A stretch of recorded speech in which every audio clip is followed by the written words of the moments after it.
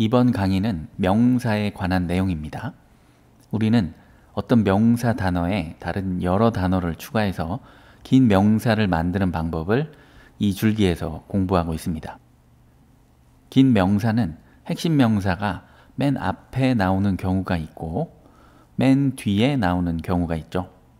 예를 들면 An apple in the kitchen 이라는 긴 명사에서는 핵심 명사 apple이 맨 앞에 나오고요.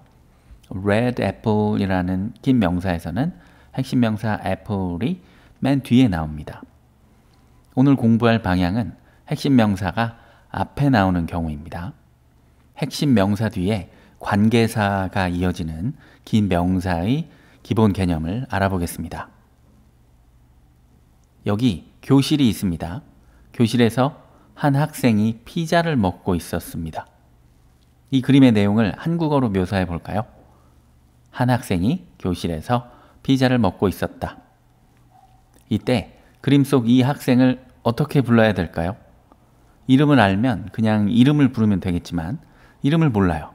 그래서 아까 문장으로 묘사했던 내용을 바탕으로 교실에서 피자를 먹고 있었던 학생이라는 긴 명사로 부를 수가 있겠습니다.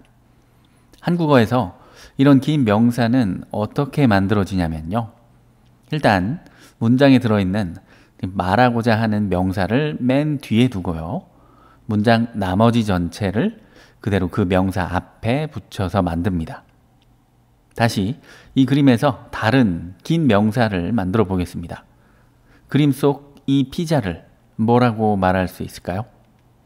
아까 그림을 묘사했던 내용에서 한 학생이 교실에서 먹고 있었던 피자라는 긴 명사로 말할 수 있습니다.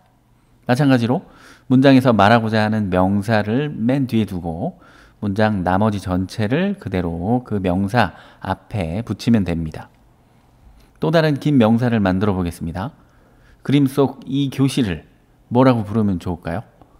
아까와 마찬가지로 그림을 묘사했던 내용에서 한 학생이 피자를 먹고 있었던 교실이라고 부르면 되겠습니다.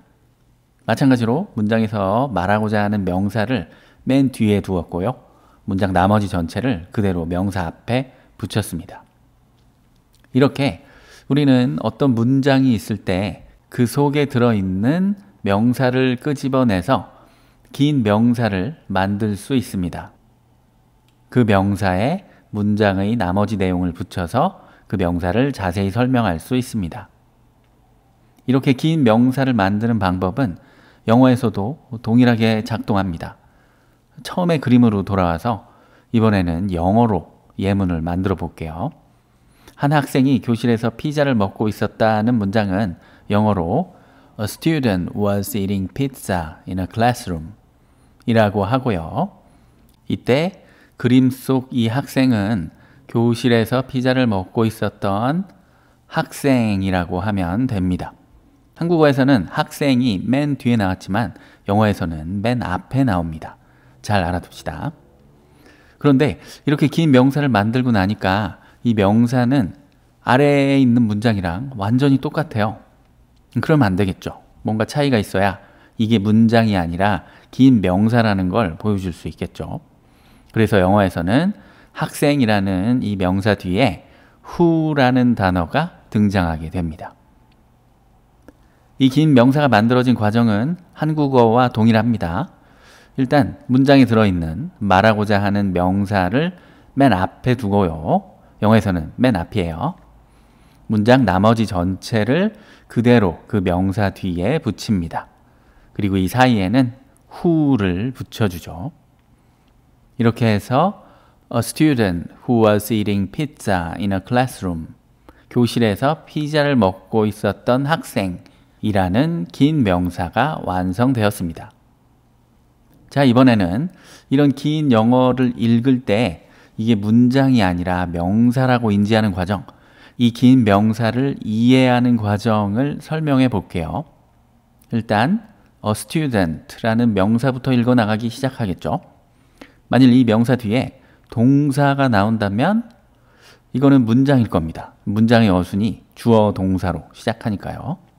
그런데 동사가 아니라 who라는 단어가 나왔어요. 그러면 이 두 단어는 같은 명사라고 생각을 해야 합니다. 이거 굉장히 중요합니다. 해석은 학생, 그런데 누구냐면 이렇게 보면 무난하겠습니다. 마치 이 뒤에 이 학생을 더 설명할 내용이 이어질 것처럼 말이죠.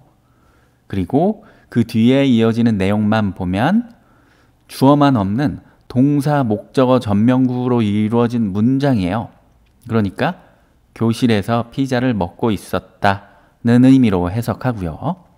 전체를 종합해서 학생 누구냐면 교실에서 피자를 먹고 있었던, 즉 자연스럽게 교실에서 피자를 먹고 있었던 학생으로 이해하게 됩니다.